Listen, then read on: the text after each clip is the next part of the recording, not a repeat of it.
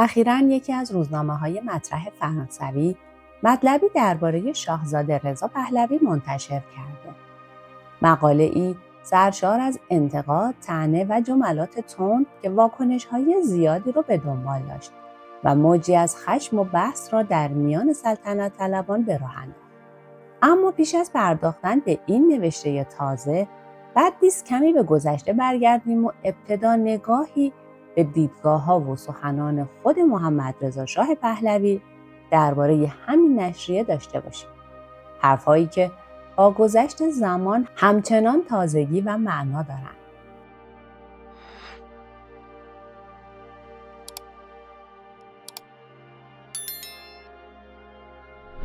پیش از وقایع و ناآرامی‌های سال 57، زمانی که رسانه‌های خارجی حضور فعالی در ایران داشتند و مرتب از داخل کشور گزارش تهیه می‌کردند، یک روزنامه فرانسوی از همان ابتدا موضعی خصمانه نسبت به پادشاه و خاندان پهلوی اتخاذ کرده بود.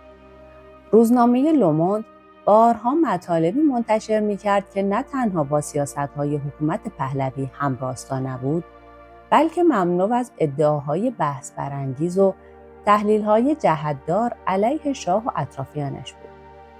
انتشار این مطالب باعث شد محمدرضا شاه بارها به آنها اعتراض کند و حتی کار به شکایت رسمی هم برسد. همه می‌دانند که دغدغه اصلی شاه رساندن ایران به جایگاهی برتر در منطقه و حتی جهان بود. کشوری نیرومند، مدرن و اثرگذار. تمرکز او بر ساختن ایرانی آباد، صنعتی و پیشرفته، واقعیتی است که کمتر کسی می‌تواند آن را نادیده بگیرد. با این حال، لوموند روایت‌های عجیب و گاه دور از واقعیت ارائه می‌داد. از زندانیان سیاسی می‌نوشت، از محدودیت آزادی‌ها سخن می‌گفت و ایران را کشوری وابسته و تحت نفوذ غرب معرفی می‌کرد. این روزنامه پیوسته از سرکوب مخالفان حرف می‌زد و تلاش داشت تصویری تیره و منفی از ایران و شخص شاه بسازد. تصویری که هدف اصلی آن تخریب چهره پادشاه و بی‌اعتبار جلوه دادن برنامه‌ها و اقداماتش بود. واقعیت این است که ایران در دوران سلطنت محمدرضا شاه با سرعت قابل توجهی مسیر توسعه را طی می‌کرد. از زیرساخت‌ها و آموزش گرفته تا صنعت، ارتش و جایگاه منطقه‌ای. اما لوموند همواره با تأکید بر نقض آزادی‌ها و وضعیت زندانیان سیاسی، واقعیت‌ها را به شکلی روایت می‌کرد که گویی ایران هیچ دستاورد مثبتی نداشته است. بسیاری بر این باورند که این خط خبری بخشی از سیاست کلی غرب برای تضعیف و در نهایت حذف حکومت پهلوی بود. محمدرضا شاه سالها برای قدرتمند شدن ایران برنامه‌ریزی کرده و آینده‌ای روشن را برای کشور متصور بود. اما به نظر می‌رسید نشریه‌ای مانند لوموند ترجیح می‌داد ایران همچنان در قالب یک کشور جهان سومی باقی بماند. شاه در کتاب پاسخ به تاریخ به صراحت تأکید می‌کند که ایران در مسیر تمدن بزرگ، امنیت و صنعتی شدن قرار گرفته بود. با این حال، رسانه‌هایی مانند لوموند مدام القا می‌کردند که ایران دوران پهلوی فاقد آزادی است و هرگز به پیشرفت واقعی نخواهد رسید.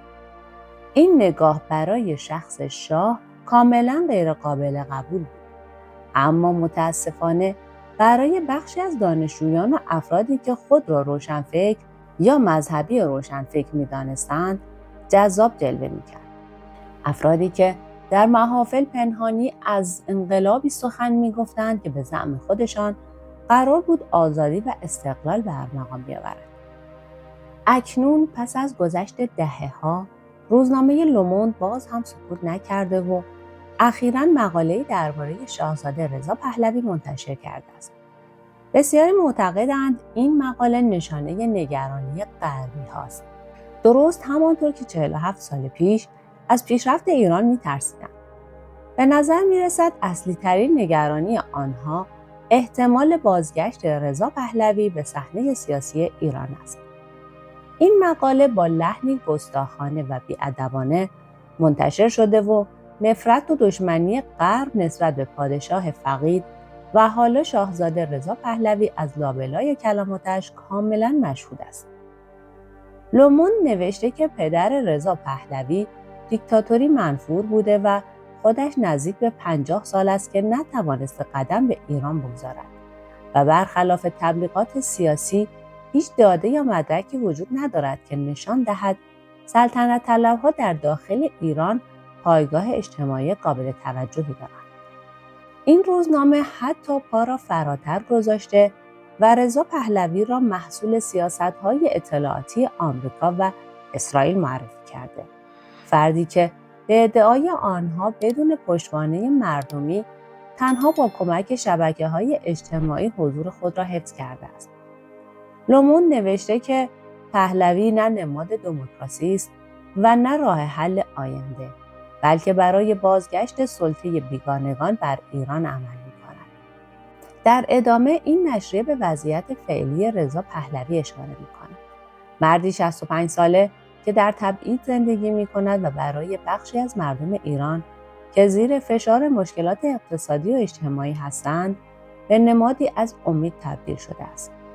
اما لوموند با لحنی تند و کنایه‌آمیز می‌پرسد: آیا مردم ایران جنایات و استبداد دوران پهلوی را فراموش کردند؟ سپس به جنبش زن زندگی آزادی اشاره می‌کند. حرکتی که پس از مرگ مهسا امینی شکل گرفت و به گفته این رسانه طولانی‌ترین خیزش مردمی تاریخ ایران بوده است. لوموند ادعا می‌کند که پس از این رویدادها بسیاری از ایرانیان دوباره به خانواده پهلوی متمایل شده و با حسرت به عکس‌های سیاه و سفید زنان پیش از انقلاب نگاه می‌کنند. زنانی که بدون حجاب و با لباس‌های مدرن در خیابان‌ها ظاهر می‌شدند. از نگاه این رسانه، در فضایی که هر نوع مخالفتی سرکوب می‌شود، امکان رشد و پیشرفت واقعی وجود ندارد. در ادامه مقاله، رضا پهلوی به عنوان چهره‌ای معرفی می‌شود که نسل جدید به او توجه کرده و در ذهن بخشی از جامعه به نمادی تقریباً خیالی تبدیل شده است. فردی که اکنون در آمریکا زندگی می‌کند و به ادعای لوموند دوباره وسوسه تاج و تخت در ذهنش ایجاد شده است. این روزنامه می‌نویسد که رضا پهلوی خواهان سلطنت و بازگشت پادشاهی است و در مصاحبه‌هایش خود را فردی مقتدر و آینده‌نگر برای ایرانیان معرفی می‌کند. از دید لوموند، او احساس می‌کند سرنوشتش به زودی با تاج و تخت گره خواهد خورد. تاج و تختی که به باور خودش از خانواده‌اش گرفته شده است. اگر نگاهی به سطرهای این مقاله بیاندازیم، تقریباً در هر جمله بوی نفرت و خصومت علیه پهلوی‌ها به ویژه رضا پهلوی به مشام می‌رسد. اما سوال اصلی اینجاست: دلیل این حجم از خصومت، ترس و نگرانی یک رسانه غربی، آن هم در کشوری مانند فرانسه، نسبت به شاهزاده رضا پهلوی چیست؟ بسیاری معتقدند اگر انقلاب رخ نمیداد و پادشاهی در ایران ادامه می‌یافت، اروپا و غرب دیگر نمی‌توانستند به راحتی در خاورمیانه دخالت کنند و منافع خود را پیش ببرند.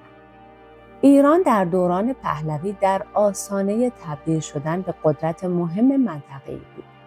کشوری که از نظر سیاسی و نظامی جایگاه بالایی داشت و می‌توانست معادلات منطقه را تغییر دهد.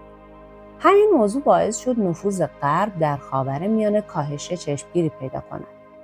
به همین دلیل بسیاری معتقدند که غربی‌ها همانطور که در دوران محمدرضا شاه پهلوی از پیشرفت ایران خوشحال نبودند، امروز هم نسبت به بازگشت احتمالی شاهزاده رضا واکنش منفی نشان می‌دهند.